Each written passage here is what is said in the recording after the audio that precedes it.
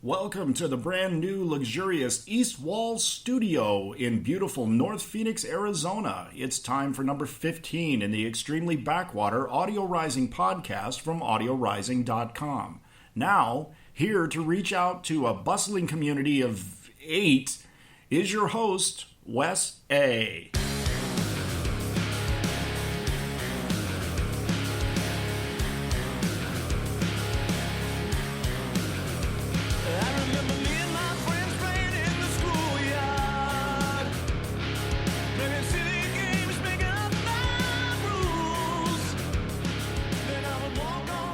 I might have exaggerated just a tad bit on that because the East Wall studio refers to a desk I got.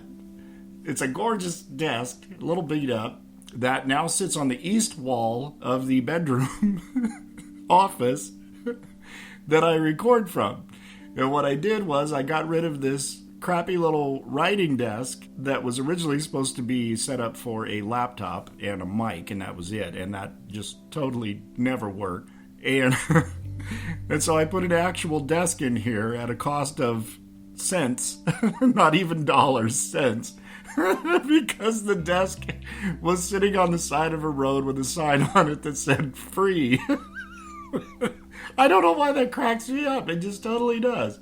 I should post before and after pictures, but since I didn't post any pictures before, no one's going to really recognize the upgrade. And the writing desk, the little wobbly writing desk, used to be on the west wall of the bedroom, and this new old desk, is on the east wall. So I came up with that all in a grand span of 15 seconds. That's how much marketing effort I put into things, which is probably why I'm still unemployed. No, I'm sending out resumes. I'm trying to rock and roll. It's, God's timing, not mine kind of a thing. So here I sit. But looking across this vast desk, I'm going to get off of this, I promise. Okay, so today I wanted to, I use the memo app on my phone whenever I get mindless thoughts that pop into my head, which is almost constantly. But I try to keep in mind things that I could podcast about, write about. Can you tell that I'm lazy in my writing because everything I do now is a podcast? Anyway, a couple of things that hit me this week. And one doesn't necessarily relate to the other, but it can. So I'm going to make them relate because it's my microphone and I can do what I want. But two things I wanted to touch on is, and I see this increasingly over the course of time in the Twitter community and hopefully Facebook and maybe even Pinterest community. Who knows? You never know as I move forward. But one of the things that I see more often than not is toxic relationships.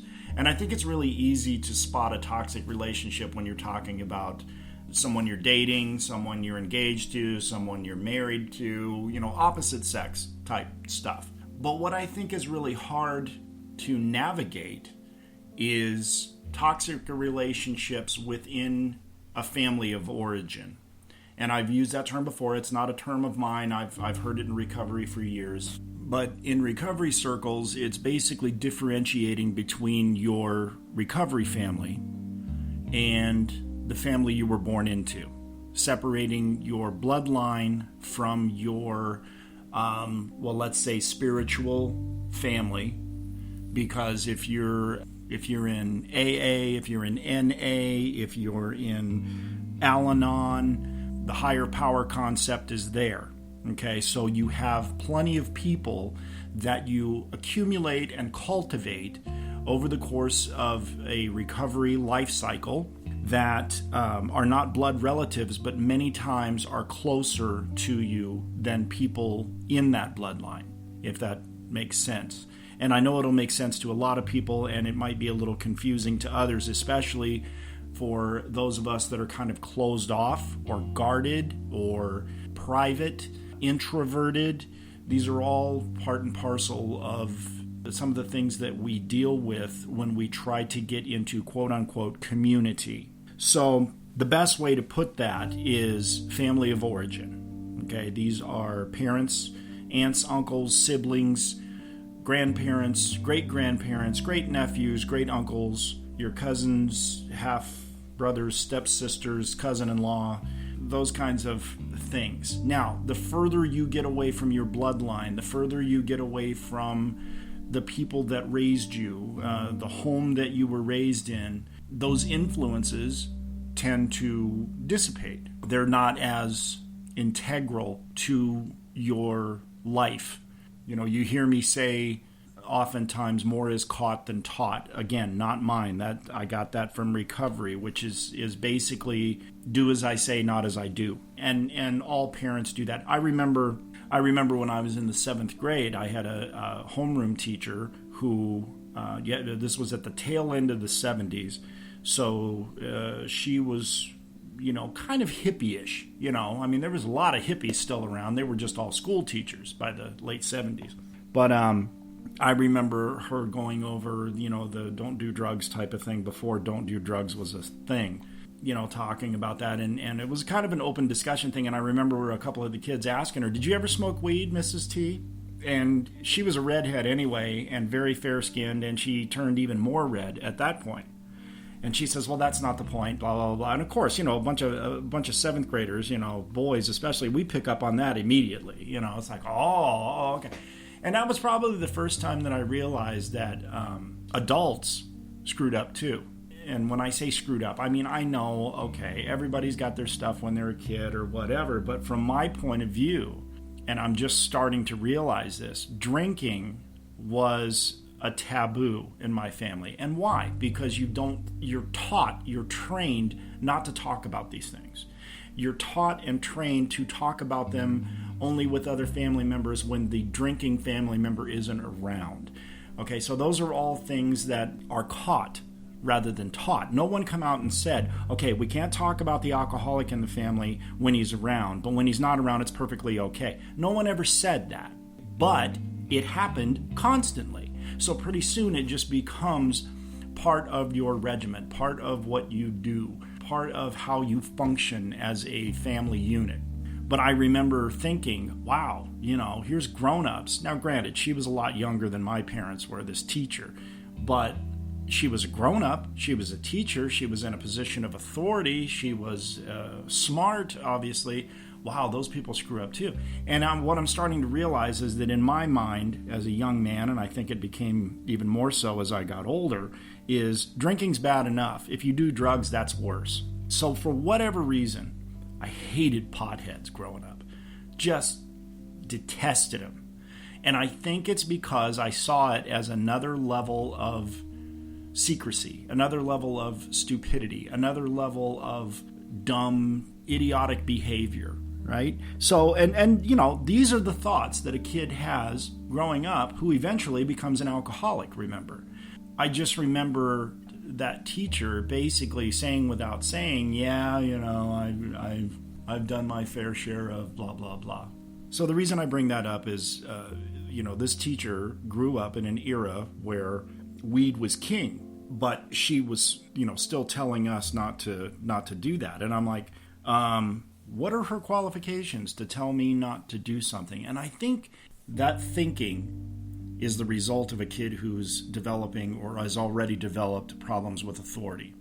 And I, many times since then, I have run into situations where this authority figure is the one that's telling you do A, B, and C, and you're saying, and you're qualified how? Or I'm saying, and you're qualified how?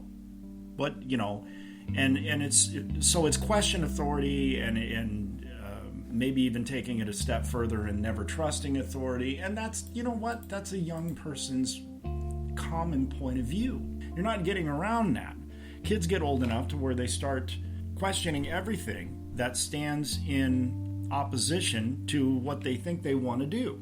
So, and I'm going off on a tangent now, but anyway, to bring it back home, it's the difference between a family of origin and the family that you decide to hang around with. And these are decisions that have to be made over the course of time. These are decisions that are usually made in situations that stem from being around the wrong people. And it falls under the category of living intentionally, which you will hear a lot in church, you will hear a lot in recovery, and it's something that I'm trying to cultivate in my life because I have been, as my dad would have said years ago, being led around by the nose in all aspects of my life, up until the age of 40. And then I started cultivating that questioning of authority, but trying to do it in a healthy way, if that makes sense. And like I say, you run into a lot of people, and the situations they're in are the result of toxic relationships, putting trust where trust doesn't necessarily belong. And this really gets tough when you're talking about siblings, parents, aunts and uncles, grandparents, these kinds of things. And I've said before, kind of in passing, that not every person that's a close blood relative of yours always has your best interests in mind. A lot of what we do as parents or as family members ends up being self-preservation, self-protection. There are a lot of people out there that subconsciously will start knocking the youngsters in their family, usually their kids. And it may or may not be deserved. There are also parents and older people that will lift up their kids beyond the point they should be lifted, constantly praising them in order to get you to not notice their screw-ups, especially if they're constantly screwing up. Most of us are somewhere in the middle, but it doesn't mean that we're not susceptible to that. And I'll give you a 10,000-foot level of that. Instinctively, we see our kids as reflections of us, reflections of our parenting skills. I mean, just to put it in a nutshell. So if you've got a relative or a kid or whatever that's in and out of jail and loses jobs all the time and is, drug addict or drinks too much or whatever the case may be that gets you in trouble with the dreaded police, okay? People are going to sit there and go, wow, what kind of parents did they have, or whatever. You automatically, instinctively look at it as a reflection of your parenting skills. I remember I would act up or whatever the case was, and my mom would say, that's not the way you were brought up. And I've said it about my son, my stepson. That's not the way you were brought up. By saying that, you can either say, okay, look, have you not learned anything from what I've been telling you since you were old enough to understand what I was saying, child? But you could also take it as, look, everyone, see the way he's acting? That has nothing to do with me. But on the inside, you think, where did I go wrong? Where did I screw up? Where did I mess up? A lot of times it doesn't have anything to do with your parenting. A lot of times it has to do with decisions that are made by that child when they grow up, move out, and do their own thing. And most of them come back from it. When you start getting into addiction issues, that's when they may or may not come back from it. We can look at it as it's so horrible that this child died and this child didn't make it, and that's all very, very true. But at another level is the kid who's in and out of relationships, the kid who's always divorced, the kid who can't hold down a job, the kid who can't keep a girlfriend or a boyfriend, and just seems to just wander through life. Then there are the people that latch on to another person who feeds whatever it is that they feel that they need, and even though they're a toxic relationship in and of themselves, they can't pull themselves away from this person. What do all of these examples have in common? They're all extremes. They're all extremes. We have a tendency to gravitate toward the extremes that we're used to. All of that is to say, toxic relationships, in my opinion, should be looked at from an objective point of view when it comes to bloodline. There are people who will cause you and have caused you issues because they're mom and dad, because they're mom and stepdad, because they're dad and stepmom, because whatever. All of those dynamics that you grew up in. Remember, these people are still people, and they're just as flawed as you are. And I think sometimes we get, like in my family, my father had no respect from me as an alcoholic. My mother got all of the respect, and that wasn't justified either. No one could be as wrong as my father was made out to be, and no one could ever be as right as my mother was made out to be. In fact, many times it was my father that was telling me that my mother was right. And so there's all these mixed messages, and relationship dynamics are tough. But don't look at the relationships you have today, spouse, lover, boyfriend, girlfriend, and think that they are the problem. Okay? Because it could be your expectation level based off of faulty training in your past that leads you to believe that. I can tell you that, and I've said this before, wanting to get out of a toxic family, which I think I instinctively knew, and just saying, I can't deal with any of you anymore. I don't know who's right. I don't know who's wrong. I'm sick of dealing with all of you. I want to be out on my own. So the first thing I did was, and it just so happened that I met someone that I was nuts about. We got married. It didn't last, as I said in some previous podcasts. Got a beautiful daughter out of it, and wouldn't trade her for anything in the world, nor her family, and that includes her husband. But I was so dead set on getting away from the family dynamic that I had known for so long that I rushed out and said, I'm going to do everything the opposite. Well, that doesn't fly. That doesn't work, because we go into each relationship we have as adults with the training, faulty or otherwise, that we had as kids. And there's no avoiding it. And there are tons of things that we learned that are good and proper and upstanding things that we learned even from seriously flawed parents. Prime example, one thing that I've never been able to tolerate in my life is someone who talks down to their mother. Because my dad taught me, you don't talk to your mother that way. Period. I don't care how pissed off you are. I don't care what she said. I don't care what you've gotten taken away from you. That is not the way you talk to your mother, and you will not do it in this house. Now, there ain't nothing wrong with that. I might have taken it on some level as a bad thing because of its source, because of who said it to me. But that doesn't make it wrong. By the same token, the person in your family that you go to, that you confide in, even over-confide in, they don't have all the right answers. So the only healthy way to do this, in my opinion, is to navigate every relationship objectively. Don't look at a relationship and say, well, I'm not going to worry about that one because me and my mom were very close, or me and my dad were extremely close. Dad just did everything for me. I was spoiled rotten. Everybody always tells me I was spoiled. Everybody always tells me that I was, the apple of his eye, this kind of thing. Don't write off those relationships and say, well, there was nothing wrong there. Because there's things in every relationship that need to be worked on and need to be looked at, and most people never will. So what I'm saying is, again, be objective. Just because that person's a blood relative doesn't mean they had everything right and that they trained you properly or brought you up properly in any way, shape, or form. So what that does is bring us to, let's say you start looking into recovery of some form or fashion. If you do, there are different levels of opening up and sharing. And I'm going to get into that in part 2 of this series that I'm doing on toxic relationships and kind of flesh out what that means. But don't be afraid to walk in and say, okay, as soon as I walk into this room full of people sitting in a circle, drinking coffee and used to be smoking cigarettes, but that's not how it is anymore. When I do that, I'm going to have to spill my guts. No, that is not the case. You can absorb. You can go back to being a sponge and absorb some of these things.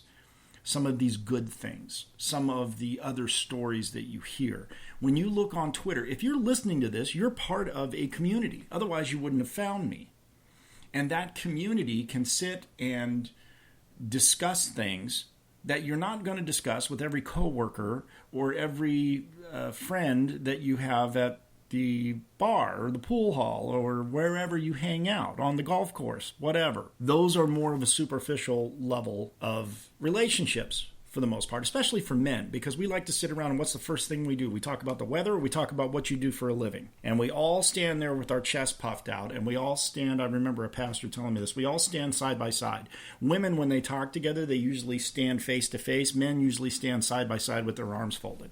It's a protection thing. It's an insecurity thing. So next time, I want to get into the levels of opening up and how not to be afraid of that simply because someone's asking you to express how you feel. How does that make you feel? Not everyone's going to ask you that, and not everyone deserves an answer. And I'll get into that next time. Talk to y'all later. Take care. Intro and ending music by John Elfonte. The album, On My Way to the Sun. The track, Where Have All the Old Days Gone? Background music by Incompetech.com. This has been a production of AudioRising.com 2016.